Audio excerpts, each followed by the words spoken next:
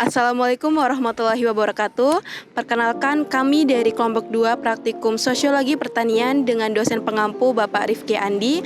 Di sini kami akan menjelaskan tujuan dari Praktikum Sosiologi Pertanian yang telah kami lakukan. Sebelum itu, perkenalkan, nama saya Adha Suni Fatimah dengan NIM akhir 41. Saya Muhammad Rizal Jalfasa dengan NIM akhir 116. Saya Ratna Dwi Putri dengan NIM akhir 044. Saya Keisha Dikti Dwi Cahyani dengan NIM akhir 042.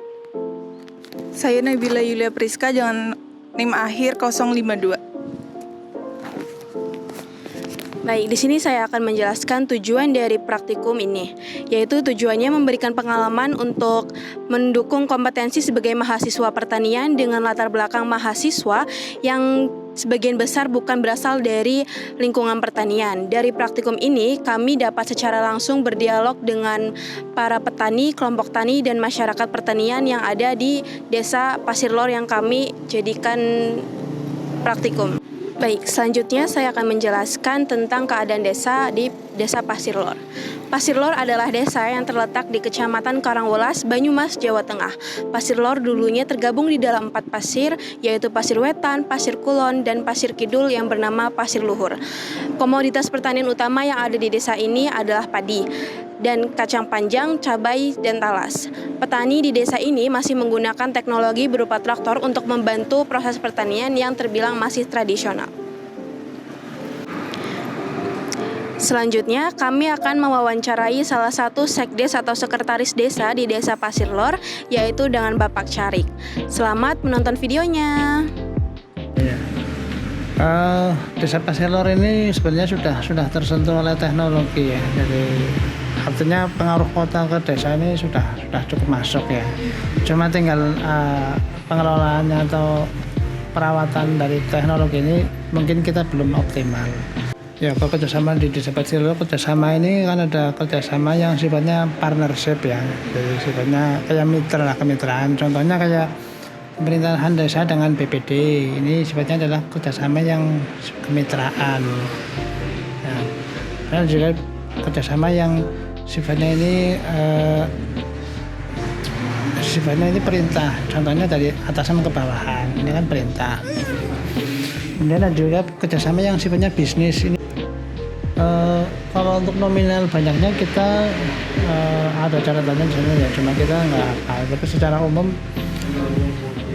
bahwa mereka arus urbanisasi dari kota ke desa ini ada, dan dari sekolah juga ada. Cuma angkanya ya relatif sedikit lah seperti itu. Tapi dari tahun ke tahun meningkat dengan keadaan desa yang mungkin penanganan pertaniannya kurang bagus dah. Jadi ya kalau faktor apa yang menyebabkan konflik ini ada beberapa ya.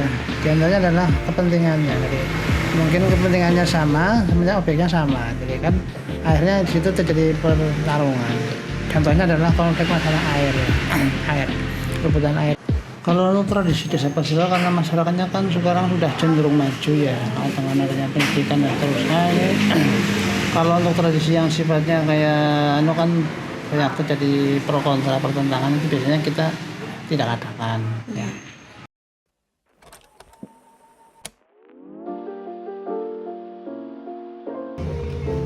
Halo guys, jadi sekarang kita ada di Balai Desa. Desa apa? Desa mana bang? Pasir. Desa Lor Pasir. Oh ya. Yuk guys. OTW menuju sawah. Kita turun ke sawah. Tuh. Biasanya untuk tanamannya itu padi aja atau gimana? Padi ya Pak? Rata-rata Pak? Padi. Ya, variasi nggak terlalu. Kebanyakan padi. Iya. Banyak padi. Ada Berapa yang itu yang gabung apa tuh juga padi, sebagian ada yang minam padi. Padi Jadi sama ikan. ya padi sama ikan, minam padi. Nanti bisa dilihat di sana. Jadi kalau mau Tapi lebih enggak. ambil lapangannya bisa mungkin dari sana apa langsung sini.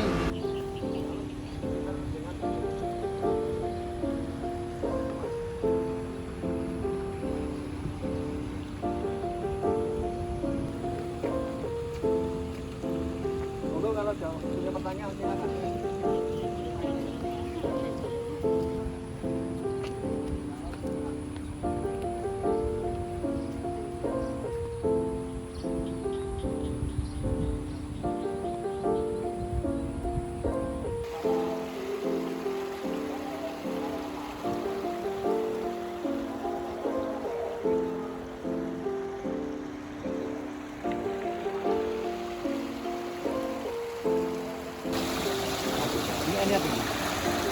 makanan ternak, makanan ikan oke, ayam, bebek oke, tanaman oke. Nanti tanaman busuk dulu.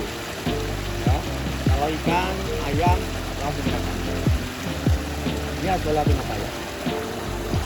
Makanya mie. Enggak. Mie itu siap ya? Kalau keterusan enggak.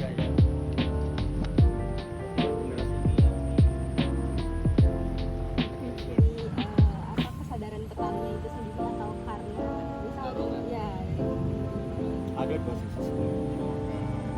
Kesadaran dari petani dan secara pemerintah untuk kelompok kamu dalam kelompok itu mengandung dua sisi. Kalau murni dari petani Oke, di sini saya akan menjelaskan kesimpulan yang telah kami peroleh dari observasi dari Desa Pasirlor ini. Yang pertama, setelah melaksanakan praktikum dengan mendatangi Desa Pasirlor, kami dapat memahami dan mengetahui secara menyeluruh mengenai letak desa, letak biogeofisik, sejarah penduduk, pendidikan, struktur pemerintahan, struktur ekonomi, dan juga struktur sosial yang ada di Desa Pasirlor. Yang kedua, terdapat kemajuan teknologi yang semakin berkembang pesat, terutama dalam bidang informasi, komunikasi, dan transportasi. Namun, perkembangan teknologi dalam bidang pertanian belum berkembang secara menyeluruh di desa ini. Yang ketiga, terdapat lembaga keorganisasian di Desa Pasirlor yang diantaranya yaitu kelompok tani, Gapoktan, kelompok wanita tani, Karang Taruna, dan juga PKK. Sekian cuplikan video wawancara yang dapat kami lakukan. Kurang lebihnya mohon maaf. Terima kasih. Wassalamualaikum warahmatullahi wabarakatuh. Bye-bye.